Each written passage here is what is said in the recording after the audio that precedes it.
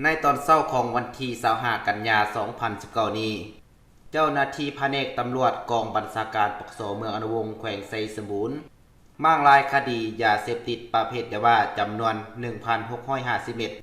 ไว้ในครอบครองเพื่อจำหน่ายซึ่งผิดต่อระเบียบกฎหมายของสปป.ลาวตามมาตรา315ของกฎหมายอาญาฉบับปรับปรุง2018เจ้าหน้าที่แผนกตำรวจปกสเมืองอนุวงศ์ให้รู้ว่าในวันที่28สิงหาคม2019เจ้าหน้าที่ได้รับรายงานแหล่งข่าวจากพลเมืองดีว่าได้มีกลุ่มคนบ่ดีเคลื่อนไหวค้าขายยาเสพติดประเภทยาบ้าที่บ้านโพนพระดังนั้นเจ้าหน้าที่จึงได้ลงพิสูจน์แหล่งข่าวเห็นว่ามีมูลความจริงจึงได้วางแผนจับกลุ่มเป้าหมายดังกล่าวพร้อมของกลางยาบ้าจำนวน9เม็ดพร้อมอาวุธปืนประดิษฐ์1กระบอกกระสุนจำนวน6ลูกและมีมีด1ดวง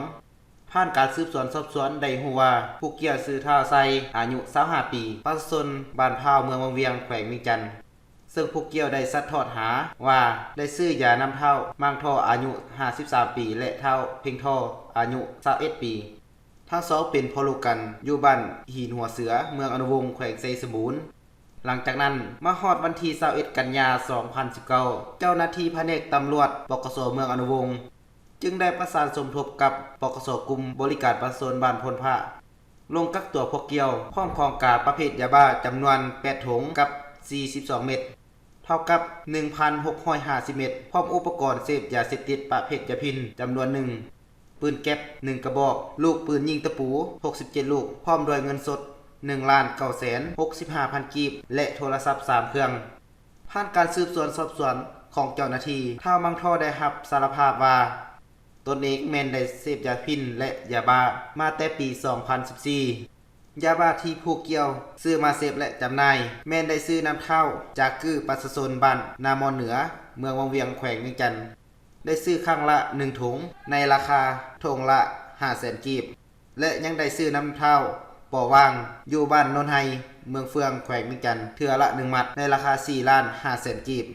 ยาบ้าจำนวนดังกล่าวนั้นตนเองแม่นได้นำไปขายต่อในราคาถุงละ 600,000 กีบนอกนั้นตนเองยังได้นำเอายาบ้าไปขายให้ประชาชนอยู่บ้านปากโมจำนวนหลายครั้งในราคาเม็ดละ 5,000 กีบส่วนยาบ้าอยู่เฮือนแม่นให้ท้าวเพ่งท่อและเมียของท้าวเพ่งท่อเป็นผู้ขายท้าวเพ่งท่อผู้เป็นลูกได้รับคำสารภาพว่าตนเองแม่นค้าขายยาเสพติดมาแต่ปี 2018 จนถึงปัจจุบัน